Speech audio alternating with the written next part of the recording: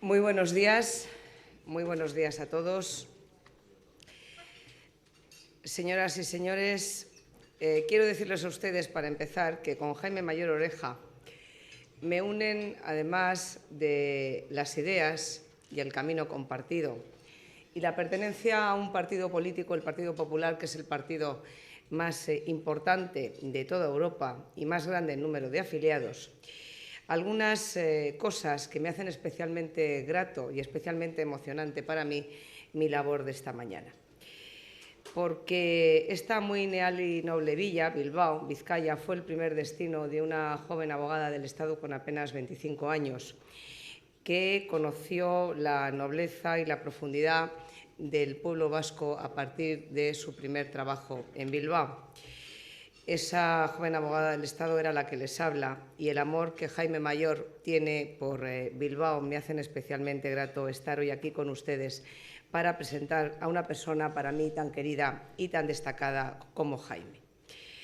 Además, les tengo que decir que, si es cierto que no ha sido su ulterior dedicación, Jaime Mayor, como saben muchos de ustedes, es ingeniero agrónomo. Mi padre también es ingeniero agrónomo. Es cierto que mucho mayor que él, como es obvio, y afortunadamente Jaime no se ha dedicado a ello porque el mundo de la política habría perdido uno de sus valores más importantes en España y en el resto de Europa. Y habría perdido algo que no es fácil de encontrar, a pesar de que seamos muchos los que nos dedicamos a la política.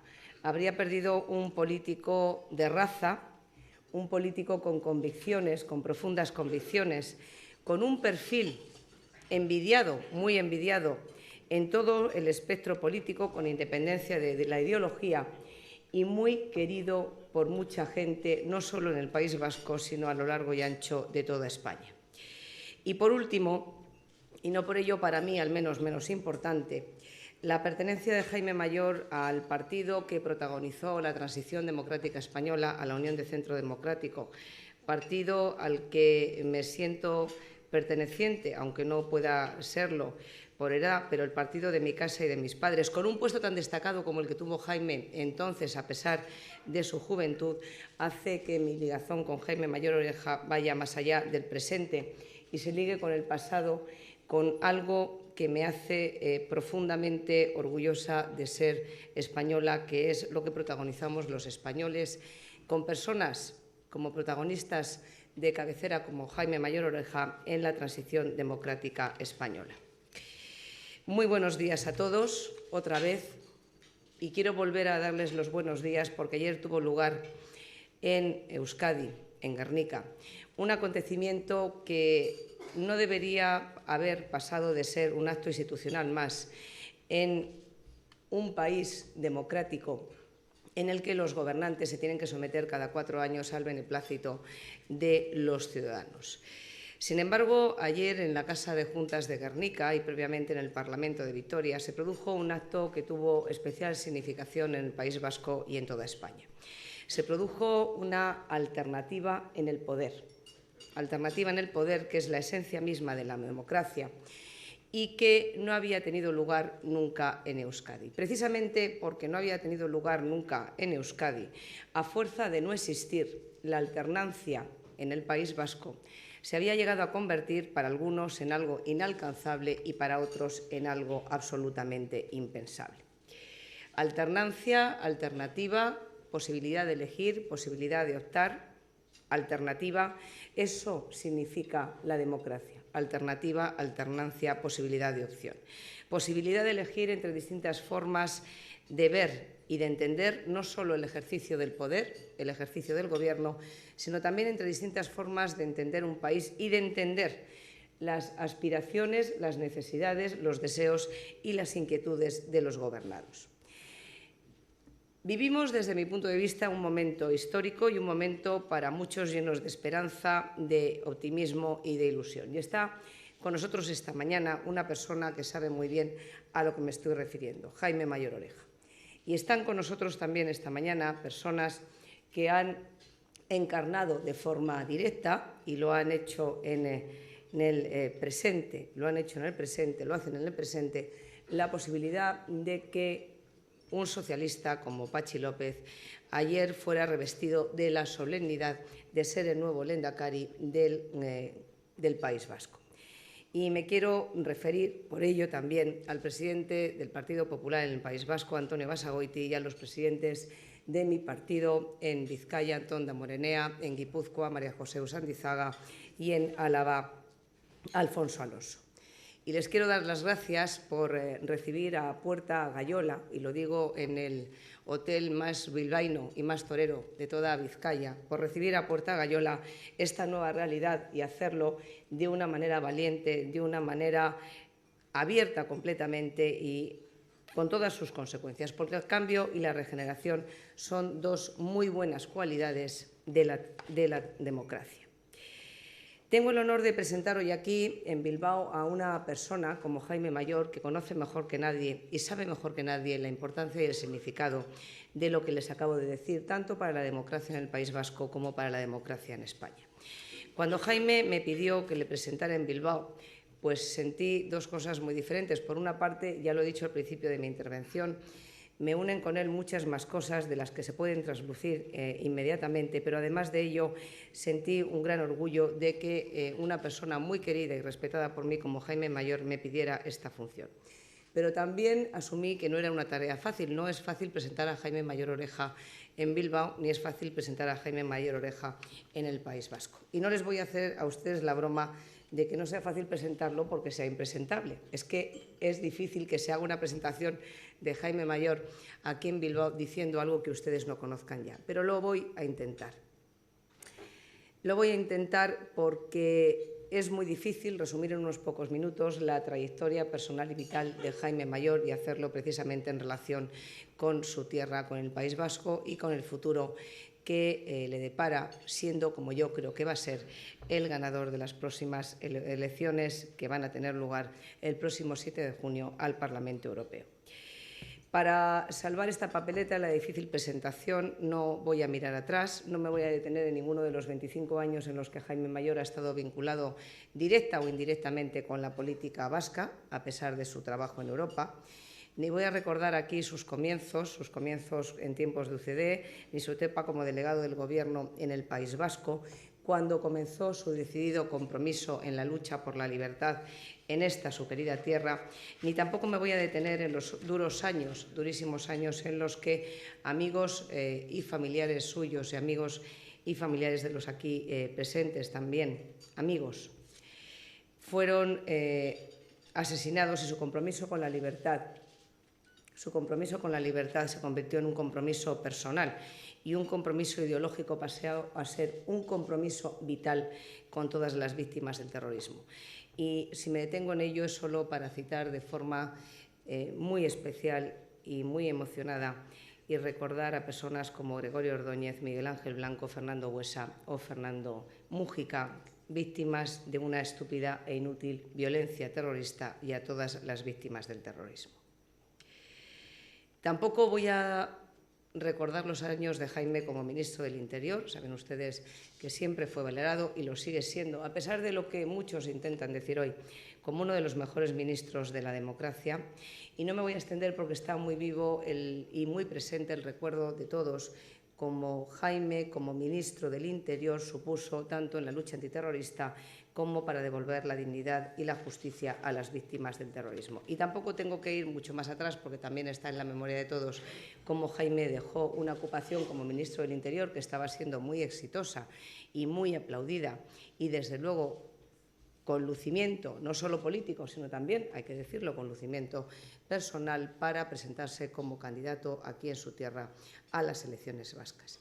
Jaime creyó y demostró entonces, como creyeron también otros, lo que ahora es una realidad: un gobierno no nacionalista, sustentado por los dos principales partidos constitucionalistas, y un gobierno para todos los vascos, con independencia de la forma de pensar de cada uno de los hombres y mujeres de esta tierra, y con independencia de la forma de sentirse vasco. Un gobierno para todos los vascos y un gobierno en defensa de la libertad, de la igualdad y de la defensa de todos, absolutamente de todos y sin ninguna exclusión. Un gobierno con futuro, porque futuro también es por lo que hemos apostado y así lo creemos sinceramente desde el Partido Popular del País Vasco y desde el Partido Popular de toda España.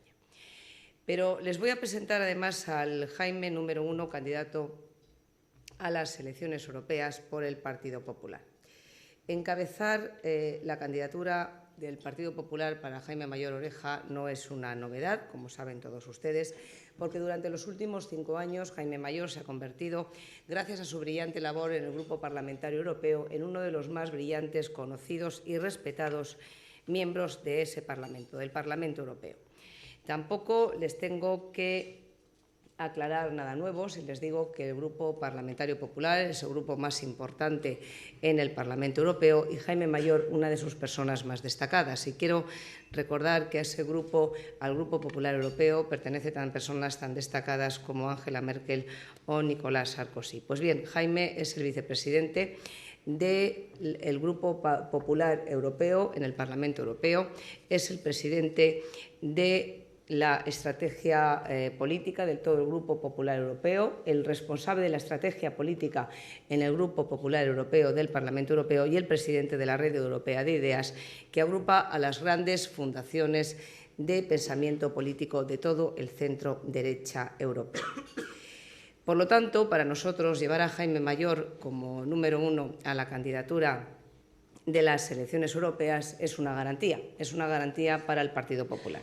Es una garantía de éxito y es una garantía de que el Grupo Popular español y el Grupo Popular europeo va a jugar un papel muy destacado en los retos fundamentales e importantes que tiene Europa a partir de ahora. Vivimos en una crisis económica de la que todos estamos esperando salir. Vivimos unos momentos convulsos y en momentos convulsos la tranquilidad, la prudencia, la convicción y la certeza de qué tiene que ser lo correcto y qué se tiene que hacer para salir de la situación en la que nos encontramos, la aportan personas, todas estas cualidades las aportan personas como Jaime Mayor. Es muy importante el papel que hay que jugar en Europa y es muy importante lo que nos jugamos en estas elecciones del 7 de junio. Es muy importante tener personas como Jaime Mayor que vayan a ser capaces, como lo han sido estos años, de defender los intereses de nuestro país en el seno de la Unión Europea y en el Parlamento Europeo, una España fuerte, solidaria y una España importante en la Unión Europea, y es importante también tener un grupo parlamentario europeo, un grupo popular europeo, que, habiendo dado, como dio en el pasado, a los mayores constructores de la Europa que hoy conocemos, pueda seguir también aportando soluciones para una Europa que está en crisis y que necesita de propuestas y de respuestas. Las propuestas y las respuestas del Partido Popular las saben ustedes en España, las saben ustedes en el País Vasco y las vamos a aplicar también en Europa. La austeridad, las reformas fiscales de manera importante y la necesidad de abordar de forma valiente y decidida las reformas estructurales que necesita nuestro país. Con todo ello, les dejo ya volviéndoles a decir, para mí es un honor y un placer, ha sido una enorme responsabilidad y le agradezco además a Jaime que me haya dado esta oportunidad de presentar a don Jaime Mayor Oreja, candidato por el Partido Popular a las elecciones al Parlamento Europeo. Muchas gracias, Jaime. Tuya es la palabra.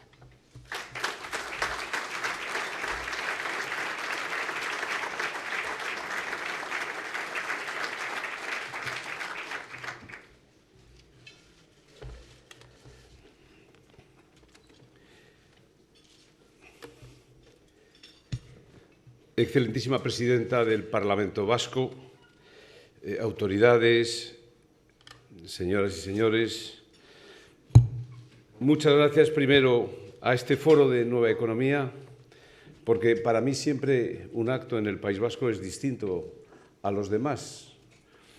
Un acto en el País Vasco para mí significa fundamentalmente ver a muchos buenos amigos, amigos del partido, y a otras personas que no han militado en el mismo partido que yo, a los que agradezco singularmente su presencia esta mañana hoy aquí en Bilbao. Pero siempre son actos especiales, singulares, llenos de emoción, llenos de recuerdo y al mismo tiempo llenos de cariño. Por eso, muchas gracias a Nueva Economía por esta oportunidad de participar en estos desayunos, en este foro, en esta ciudad de Bilbao. Gracias, María Dolores, por tus cariñosas palabras de presentación. Y yo quiero agradecerte muy especial que hayas podido hacer un hueco en tu apretada agenda para esta mañana presentarme. María Dolores representa a una nueva generación de políticos del Partido Popular. Una generación sin duda joven, pero con indudable experiencia, y que se encuentran en estos momentos en la primera línea de la política española.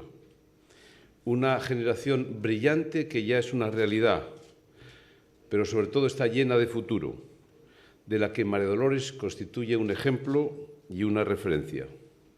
Y de hecho, y no es casualidad, María Dolores de Cospedal significa la primera mujer al frente de una Secretaría General de los partidos políticos españoles y de otros partidos también históricos en la democracia española. Por eso yo quiero resaltar hoy todo lo que María Dolores significa y simboliza, por la renovación que representa, por la firmeza de su carácter y de sus convicciones y su determinación, pero de manera muy especial por todo el apoyo que esa nueva generación de políticos del Partido Popular hoy en la dirección están dando a la candidatura en las elecciones europeas, esa candidatura que tengo el honor de encabezar.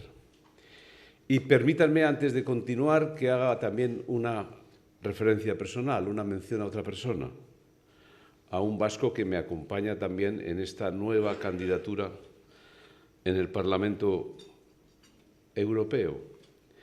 Yo tengo la suerte de tener un gran amigo en la lista del Parlamento Europeo. Yo tengo la suerte de tener a un hombre que además será siempre un ejemplo para nosotros en su hacer político en el Parlamento Europeo y sobre todo cuando supo arriesgar su vida al frente del Partido Popular del País Vasco. Y para mí es una satisfacción que Carlos siempre tenga la preocupación de las cuestiones vascas, esta vez en el Parlamento Europeo.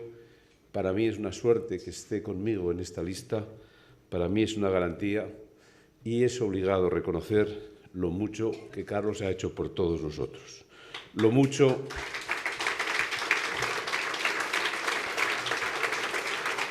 que representa, y de Carlos ya saben que solo me separa sus aficiones futbolísticas.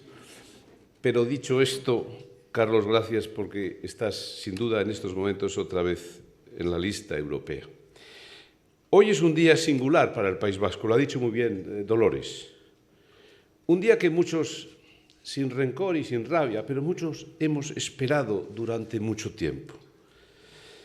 Hoy se demuestran muchas cosas en nuestra tierra, que los falsos dogmas pueden desmoronarse, que los objetivos que parecen casi imposibles pueden alcanzarse y que una de las grandes riquezas de la democracia es y será siempre la posibilidad, la capacidad de la alternativa política.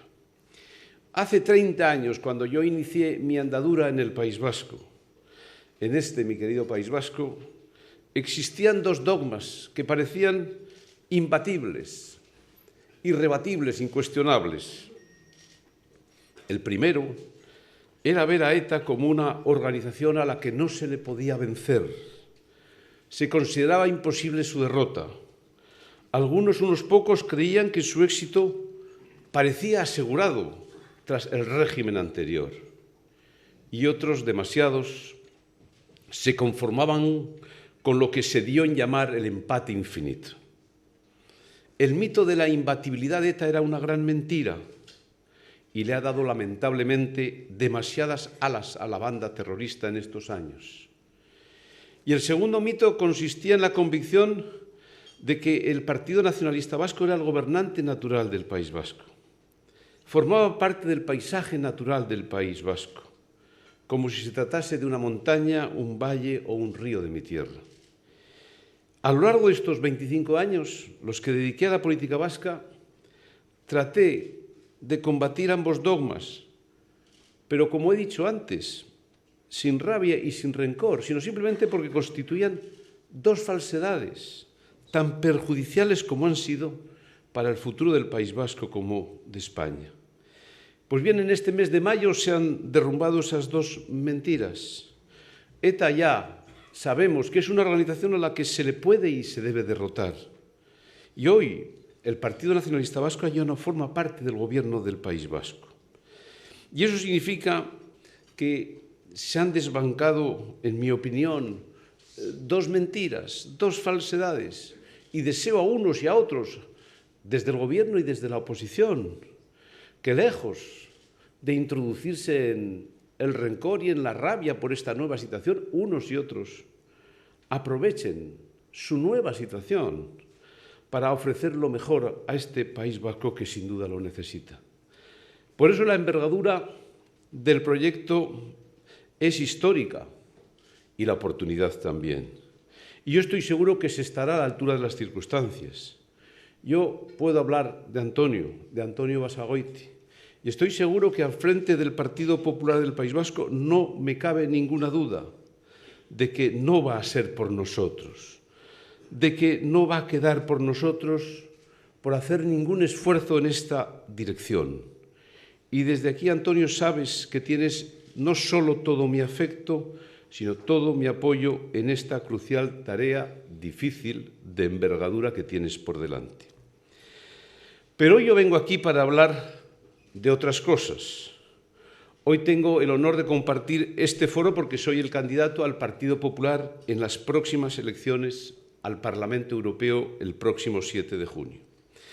Pero una vez más, recordando lo que acabo de decir, las utopías pueden convertirse en realidad, siempre y cuando los objetivos estén bien trazados, cuando se asienten en la verdad y cuando estén comprometidos con la verdad. Y lo mismo que pensé del País Vasco lo pienso de la Unión Europea. Pero estas elecciones además tienen una especial trascendencia.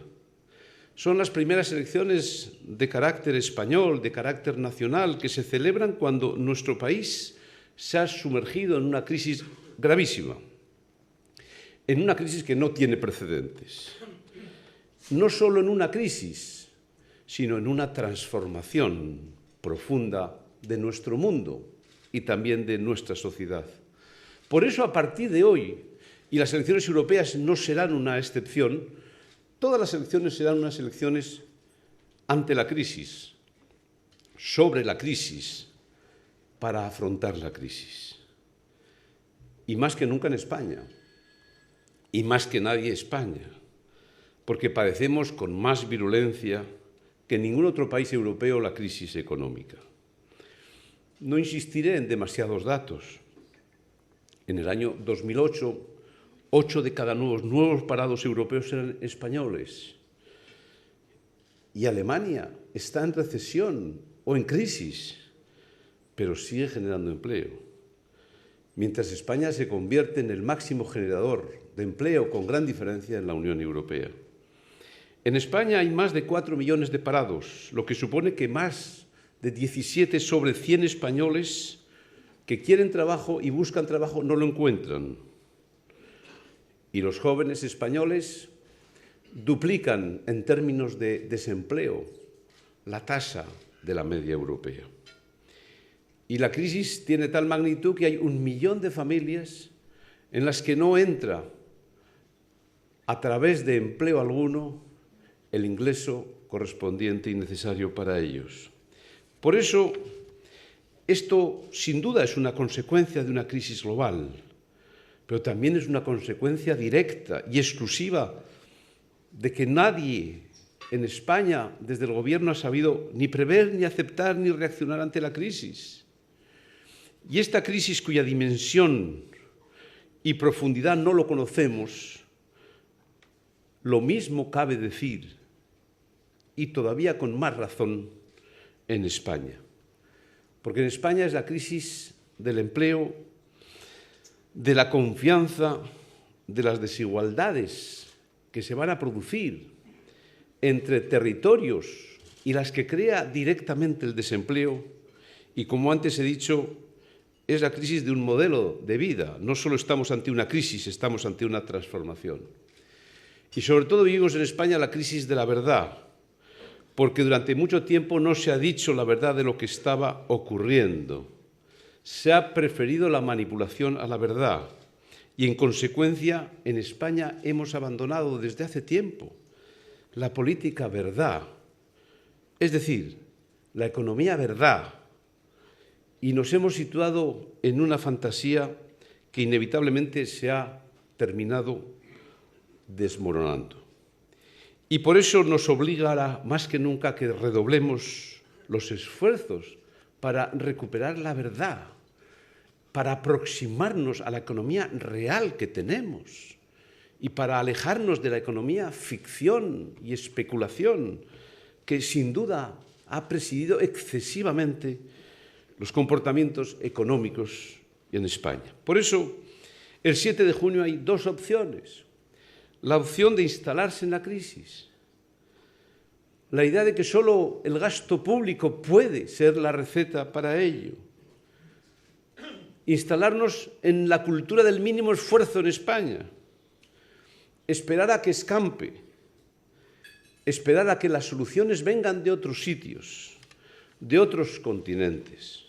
O bien podemos apoyar a quienes sabemos que para superar la crisis España tiene que hacer más, mejor y antes muchas cosas que el resto de los países europeos, porque tenemos una crisis añadida en España y porque cada vez que seguimos sin hacer nada y permanecemos quietos, estamos ahondando en la gravedad de la crisis que hoy tenemos. Y es verdad que España, como acabo de decir, vive una crisis económica, pero es que hemos vivido por encima de nuestras posibilidades. Ha vivido por encima de sus posibilidades el sistema financiero, asumiendo riesgos extremos en algunos casos. Se ha abandonado el sentido común en políticas crediticias. Ha vivido por encima de sus posibilidades en general, los gobiernos, las administraciones, disparando hasta lo insostenible un gasto público y diseñando a veces políticas de gasto y de inversión basado más en criterios clientelares que en criterios de racionalidad económica. Y hemos vivido por encima de nuestras posibilidades las personas. Nos hemos endeudado por encima de lo que era sensato y hemos abandonado un equilibrio que también se ha roto en Europa, pero que siempre hay que recordar, el equilibrio entre el esfuerzo que desarrollamos y el bienestar que disfrutamos. Entre todos hemos permitido que ese desequilibrio ya sea una realidad en nuestras vidas y por eso estamos viviendo la crisis, la mayor crisis económica que hemos conocido en décadas. Pero si analizamos las causas de la crisis en el ámbito económico y financiero y decimos que es que hemos vivido por encima de nuestras posibilidades y nos hemos endeudado más de lo necesario y nos hemos hipotecado más de lo debido y que no nos hemos conformado nunca con lo que tenemos, ni siquiera nuestra propia casa, lo que estamos haciendo es describir una crisis de orden moral. Y por eso la Unión Europea y exageradamente España padece una profunda crisis moral, una crisis de valores. Los vascos sabemos la trascendencia, la importancia y las consecuencias que puede tener una crisis de valores, porque también en el trasfondo, en la permanencia del terrorismo que hemos padecido ha habido siempre un problema moral, un problema de valores, una renuncia a defender la dignidad de las personas, una manera de no saber entender que las víctimas indudablemente tenían que estar en la preocupación máxima de los políticos. Por eso ahora suenan lejanas en ese trasfondo moral aquellas campañas que algunos pedíamos de concienciación o aquel respaldo moral que pedíamos a las fuerzas y cuerpos de seguridad del Estado en los años 80. Pero es que la solución El enfoque para una correcta solución de este problema tuvo una dimensión moral, que significó las víctimas, y significó Ermua, y significó la movilización y el protagonismo de las personas para afrontar esta situación, no solo la eficacia de las fuerzas y cuerpos de seguridad del Estado, no solo la eficacia de los gobiernos. Pues bien, si esta dimensión moral es fundamental, fue fundamental para abordar el problema que padecemos en el País Vasco del miedo, también será esencial para afrontar la crisis económica y social que padecemos. Por eso, nuestras miradas no pueden volverse solamente a la hora de buscar soluciones a los expertos y a los analistas económicos y financieros. Esta crisis no solo se superará con medidas técnicas de carácter económico. La raíz ha de pasar sustancialmente por una modificación profunda y prioritaria de las actitudes personales que imperan en nuestra sociedad europea, en nuestra sociedad española. Y en tiempos de crisis, lo más importante es entender que el cambio de actitud personal será la clave de la solución. El esfuerzo debe prevalecer sobre el conformismo, la capacidad de sacrificio debe imperar sobre la indolencia, de modo y manera que la esperanza debe prevalecer sobre el desaliento y la confianza debe hacerse fuerte frente al pánico. Y eso significa, en términos políticos, explicar lo que necesitamos, que es la regeneración. Este concepto de la regeneración tiene hoy, en el País Vasco, una especial trascendencia en este momento actual, y para eso está una alternativa. La regeneración siempre significa rectificación de errores cometidos y volver a definir prioridades y planteamientos a la hora de ubicar a la persona y a la hora de ubicar los proyectos colectivos. Y por eso se ha de trabajar, y con ello voy terminando, en una doble dirección. La primera dirección, el primer objetivo para afrontar esta transformación, la persona. La persona debe ser la causa, la referencia, el motivo y el objetivo de nuestra acción política. La persona es la gran víctima de esta crisis económica y moral y está en estos momentos fundamentalmente sin confianza, no solo en la economía, no solo en los políticos, sino en ella misma, en su capacidad para afrontar esta nueva e inédita situación. Y por eso hace falta que más que nunca pongamos el acento en la dignidad de la persona y que dejemos ya para siempre la doctrina de relativizarlo todo, porque eso significa que sin principios y sin convicciones no tendremos capacidad de salir de esta situación. Por eso tenemos que imprimir en Europa, más que nunca, una fuerte y profunda dosis de humanismo. Hay que convertir a la persona en el eje y en el foco central de nuestros planteamientos, porque solo si cada uno de nosotros se siente fuerte y comprometido, la suma de millones de esfuerzos individuales permitirá salir de esta crisis. Pero para eso hace falta que los políticos devolvamos la dignidad, la autoestima, la confianza, la responsabilidad, para que el deber individual pueda y permita sacar lo mejor de cada uno de nosotros. Y la segunda dirección es que tenemos que trabajar en los proyectos colectivos.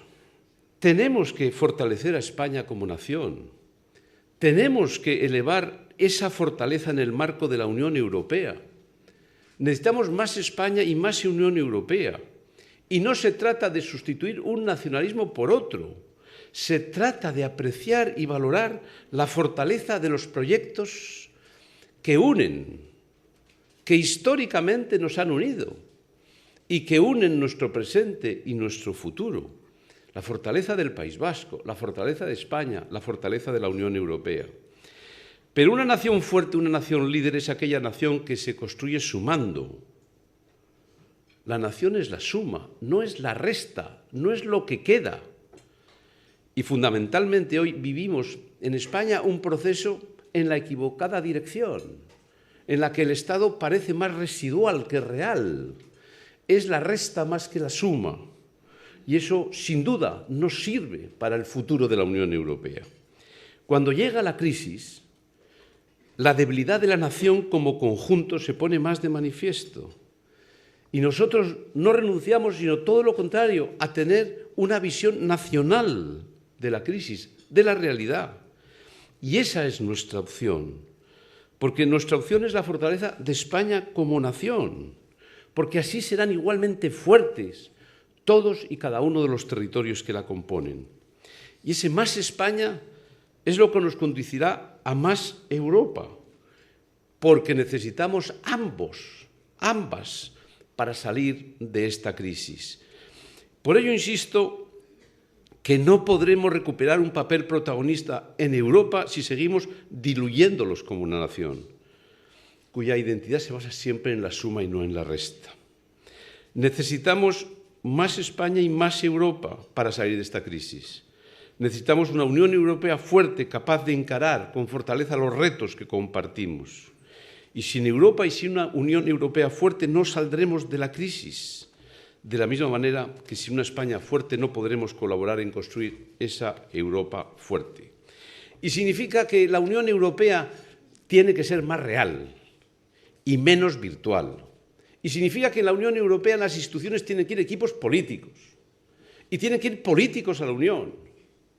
No pueden ni deben ir individualidades, equipos políticos, que sean capaces de fundamentalmente hacer que lo que es la Unión Europea hoy, que es el éxito de la historia de la libertad, sea también el éxito del futuro para afrontar problemas comunes y reales que tenemos los europeos. No tenemos que perder tanto tiempo en los debates de los tratados y del continente de la Unión. Tenemos a punto de aprobar, de ratificar el Tratado de Lisboa. Solo falta, una vez que ayer el Senado checo dio su visto bueno. Necesitamos solamente afrontar el proceso del referéndum en Irlanda. Está bien el Tratado de Lisboa.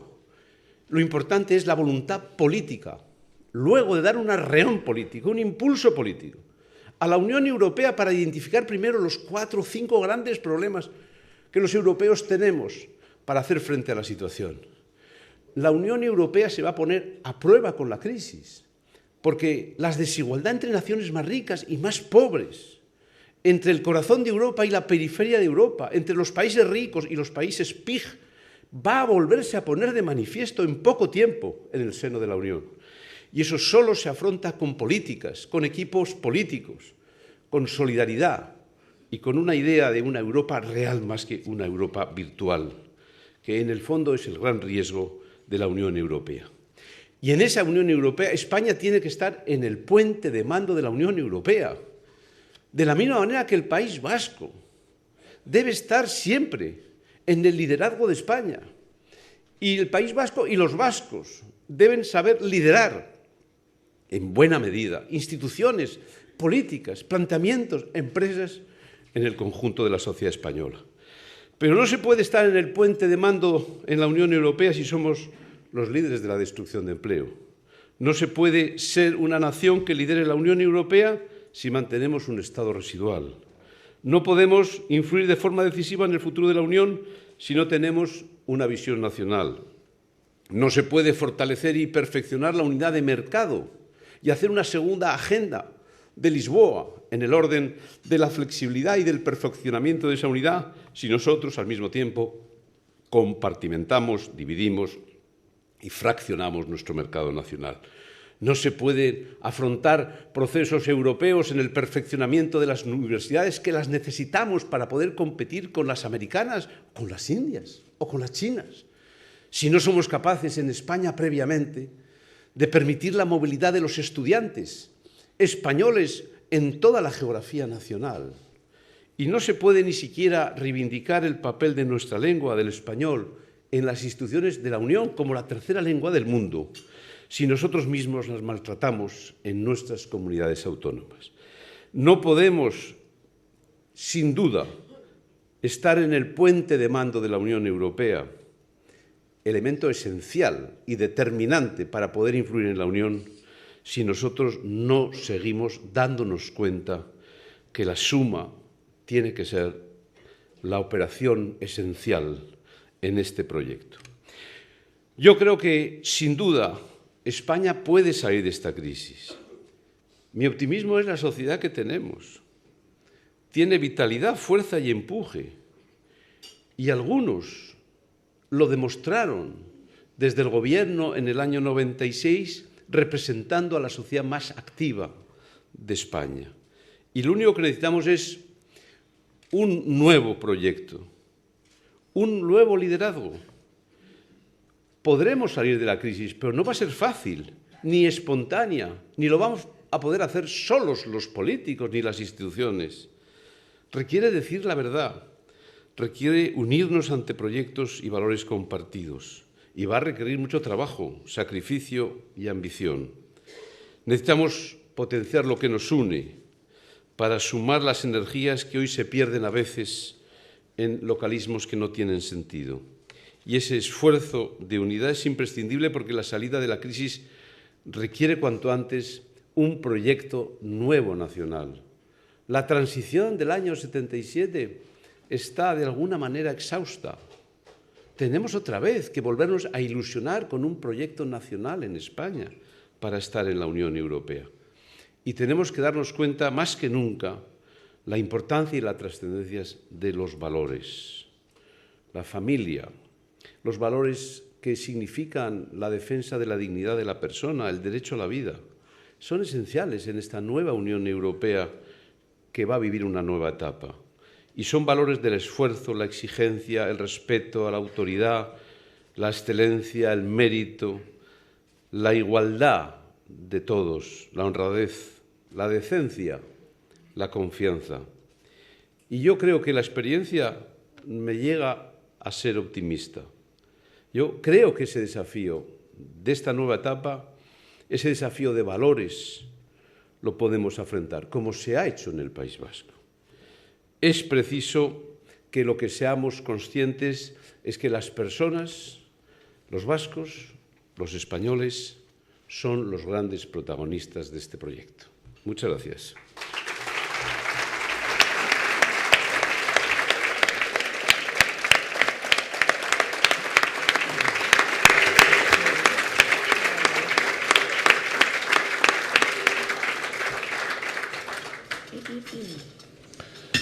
Pues empezamos, don Jaime, muchas gracias por su intervención.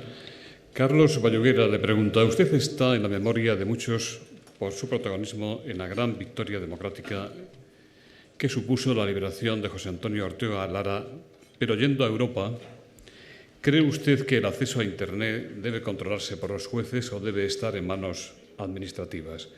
¿Cree que la jornada semanal de 65 horas podría ayudar a salir de la crisis económica en Europa?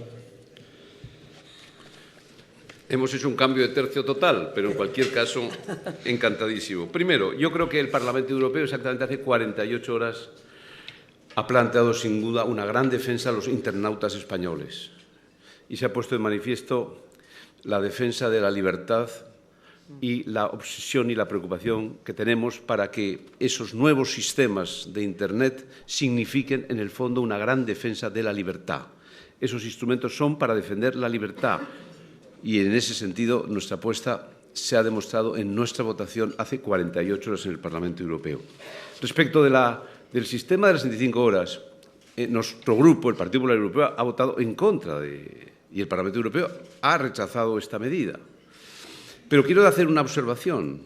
Esta medida fue iniciada por el Gobierno laborista inglés en el seno del Consejo Europeo, porque responde a una cultura anglosajona que no tiene aplicación en España, que puede tener algunas lecturas políticas de fondo que no es el caso hacer hoy.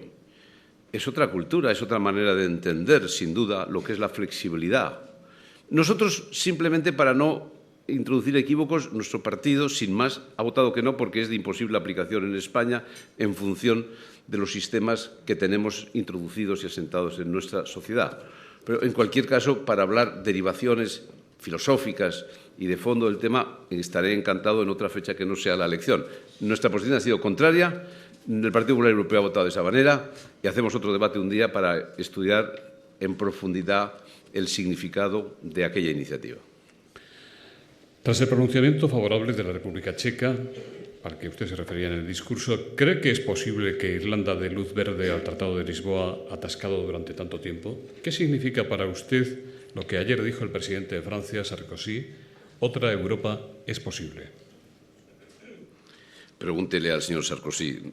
No lo sé lo que quiso decir. Yo creo que nosotros tenemos no la Unión Europea que necesitamos. Nosotros tenemos una Unión Europea que, como antes he dicho, en ocasiones es demasiado virtual y es poco real.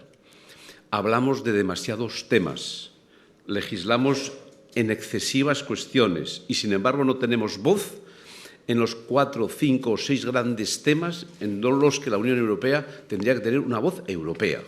En la inmigración, en lo que significa la lucha contra la delincuencia organizada, en el mercado de la energía, en lo que significa esencialmente el medio ambiente, en esto y en la defensa. En esos temas la Unión Europea urgentemente necesita tener una voz. Por eso he dicho que necesitamos un arreón político, un impulso político. La Unión Europea que tenemos no es la que necesitan los europeos. Y por eso yo coincido en que hace falta tener, sin duda, en este tema y en esta cuestión, una preocupación singular por parte de los eurodiputados. Porque de otro modo, no vamos a poder afrontar correctamente la nueva etapa, el nuevo mundo que vamos a vivir en la Unión Europea y en el mundo. En el acto de la toma de posesión, ayer en Guernica, de la toma de posesión del Lehendakari, se notó un especial cuidado en evitar la confrontación de símbolos. No hubo banderas, no se tocó el himno de España. Sin embargo, el PNV se ha quejado de la presencia de uniformes españoles, Ejército, Policía Nacional y Guardia Civil, que señalaron no se veían desde el 36 en el País Vasco. ¿Qué le parece la actitud del Partido Nacionalista? ¿Es fruto, en su opinión, de una rabieta pasajera o presagia una legislatura tensa caracterizada por el fraccionamiento y el enfrentamiento de la sociedad vasca? Yo en este tema solo tengo una voz, que es la voz de Antonio Basagoiti, que tendrá que él evaluar lo que él vivió en Guernica. Yo no estuve allí. Yo en este sentido solamente puedo decir que mi voz será la de Antonio Basagoiti. Él podrá evaluar con mucha más razón y fundamento que yo lo que vio directamente en Guernica. No tengo yo nada que añadir en ese sentido. Leire Iglesias, del Mundo, le pregunta: ¿cree que el pacto de gobierno PP, Partido Socialista de Euskadi, habría sido posible con María San Gil al frente del Partido Popular Vasco? Y también le preguntan, después del pacto y la toma de posesión de Patxi López, ¿sigue sin fiarse usted de los socialistas? Vamos a ver. Yo creo que la política de acuerdos entre formaciones no es una cuestión solo de relaciones públicas o de relaciones de carácter personal. Yo hice un acuerdo con Javier Arzallus y precisamente no éramos las dos personas más próximas. Pero al final los resultados fueron los que fueron en el año 96. Y yo fui el que me encargó precisamente el presidente Aznar una negociación sobre la investidura de José María Aznar con, en aquel momento, el Lehendakari Ardanza y el Partido Nacionalista Vasco. Y sin duda se llegó a un acuerdo. Ese acuerdo hubiese sido mucho más difícil que el que supuestamente tendría que haber protagonizado María San Gil y yo mismo con el señor López. Es decir, yo creo que hay datos, y es lógico, electorales, resultados que marcan el camino. Yo siempre creo que es mejor tener buenas relaciones con los adversarios políticos que malas. Pero al final, lo que hay que hacer está indicado y marcado por un resultado electoral. Yo estoy convencido que María San Gil lo hubiese hecho como lo está haciendo Antonio Basagoiti de bien. Y en ese sentido y en ese terreno lo que quiero insistir una vez más y reiterar que la trascendencia del resultado va más allá de las personas. Y aquí lo que se ha producido es un éxito del Estado de Derecho porque los votos y sin duda los resultados de ETA no se han podido llevar a la democracia en el Parlamento. Y eso, en mi opinión, es un éxito del Estado de Derecho. Josean Izarra dice: durante los últimos días, varios referentes políticos tan dispares como el presidente Aznar o el portavoz nacionalista Joseba Eguíbar han destacado el papel de usted en la apuesta por el cambio en Euskadi. ¿Cómo interpreta que ninguno de sus compañeros en el País Vasco lo haya hecho de una manera tan clara? ¿Cree que se avergüenzan de esa etapa en la que usted fue el referente del Partido Popular Vasco? Yo vuelvo a decir, la respuesta es de ellos. En cualquier caso, harían mal en avergonzarse porque fueron parte activa, exactamente igual que hoy, de aquellos años en el País Vasco. Yo creo fundamentalmente que, en ese sentido, mi contribución fue un grano de arena y, además, fue, lógicamente, la consecuencia de haber estado muchos años haciendo política en el País Vasco. Yo también fui cambiando y fui evolucionando. Yo reconozco que siempre creí que lo indispensable en aquellos años era un proyecto político común y compartido en el País Vasco. Lo que pasa es que los acontecimientos que se produjeron a raíz del año 97, a raíz del espíritu de Ermo, a raíz de aquella movilización, pues es evidente que en ese momento las circunstancias me impulsaron a diseñar o a trabajar por una alternativa. Pero yo siempre recuerdo algo que mis compañeros, esos que dicen que ahora se avergüenzan, mis compañeros se reían con una existencia de una frase, ya en los años 90, que era el proyecto político común y compartido. Y yo sigo creyendo que este país, esté el PNV en la oposición o en el gobierno, necesita un proyecto político común y compartido. También Josean Izarra le dice que El Mundo, su periódico, destaca la decisión de Cataluña de blindar la exclusión del castellano en esta comunidad. ¿Considera responsable directo de este ataque a la libertad de los padres al presidente Zapatero? ¿Espera una reacción de su gobierno? Yo creo que es un disparate. En la Unión Europea sabemos que 20 lenguas oficiales, que son las que tenemos hoy, impiden muchas veces la existencia de una unión. La Unión Europea no será una realidad hasta que, no digo los políticos, desde luego, sino la gente, las personas no hablen por lo menos 2 lenguas, que no tengan más capacidad de comunicación entre sí, hasta que no haya algo de opinión pública europea y que no haya solamente 27 opiniones públicas nacionales. Pero eso exige un movimiento de las personas y para eso necesitarán poderse comunicar en 2 lenguas para que esa Unión Europea sea la Unión Europea que necesitamos. Entonces, el debate europeo de verdad es, además del inglés, ¿cuál es la otra gran lengua europea? ¿Es el francés? ¿Es el alemán? Es evidente que Alemania tiene la fortaleza de su nación, pero tiene la debilidad del idioma. Francia tiene la fortaleza de su actuación política, porque actúan muy bien. Y España tiene la fortaleza de su lengua, que se habla en Estados Unidos en un porcentaje enorme y que se habla en un continente entero. El gran debate de lenguas en Europa es saber, después del inglés, que ya está asentada como primera lengua, si el español es la otra gran lengua europea, que nos permita una comunicación.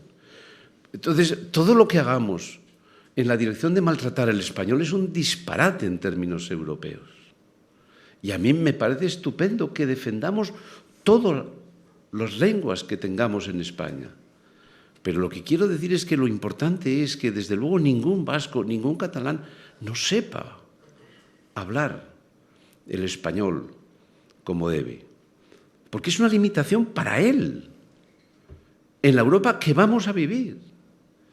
Y evidentemente, ni que decir tiene, además es la única manera de respetar la libertad que debemos tener todos los europeos, también los vascos y también los catalanes, de elegir al menos la lengua en la que nuestros hijos deben educarse en los colegios.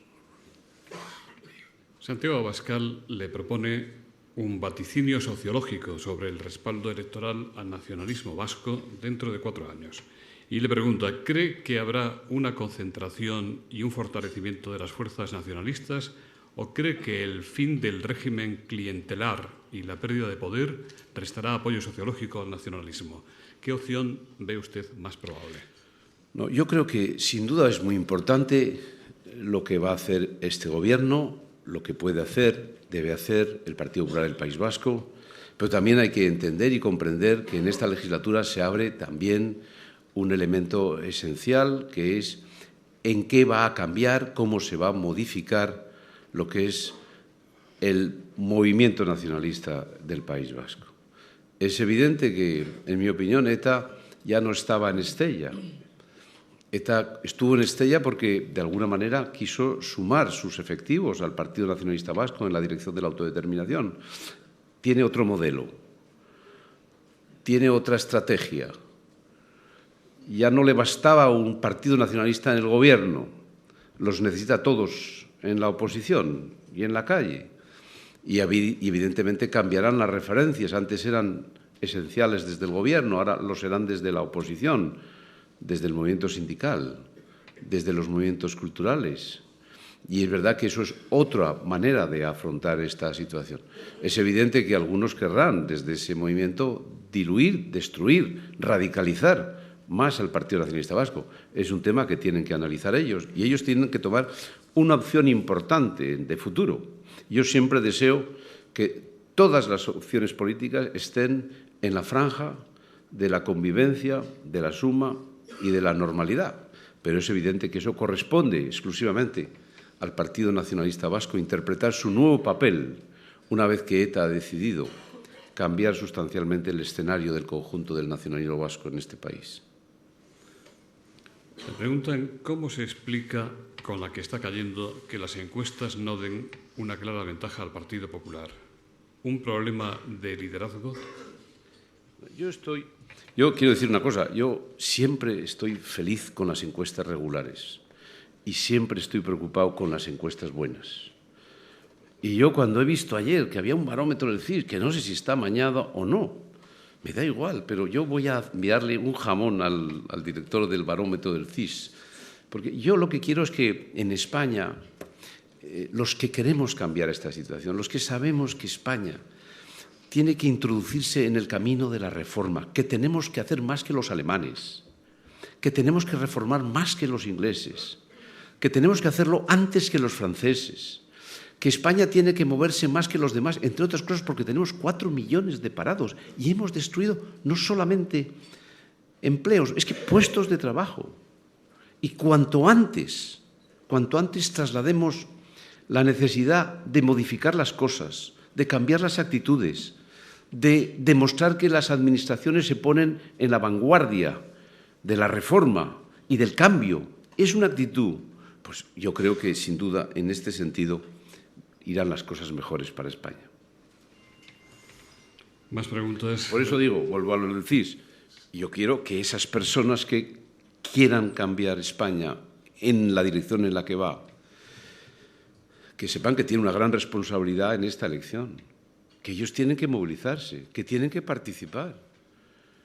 Y por eso a mí me parece que es mejor que sepan que esto no es fácil, que exige la tarea de todos. Y por eso ese gran llamamiento de movilización a todos los que quieren cambiar las cosas y que no están de acuerdo con la instalación en la crisis que predica el actual gobierno. Le dicen que el PP vive bajo la tensión del proceso judicial del caso Gürtel y le preguntan si no cree que los imputados deberían ser obligados por el partido a renunciar a sus actas de parlamentarios más allá de la simbólica suspensión temporal de militancia. Mire, está aquí Dolores, mi plena confianza en lo que decida el partido. El partido ha sido siempre y es siempre la expresión de cientos de miles de personas decentes. Y yo siempre en el terreno de la decencia he estado especialmente tranquilo y a gusto en mi partido. Y estoy seguro que el Partido Popular, con inteligencia, está dando y dará los pasos que tiene que dar para que esas circunstancias no salpiquen al partido. Y yo estoy convencido que lo que está haciendo el partido, en lo que significa la suspensión de militancia, en lo que significan, sin duda, los esfuerzos que en esta tarea se están produciendo, estoy plenamente seguro de que acertará el Partido Popular como lo está haciendo. La corrupción siempre salpica a todas las instituciones.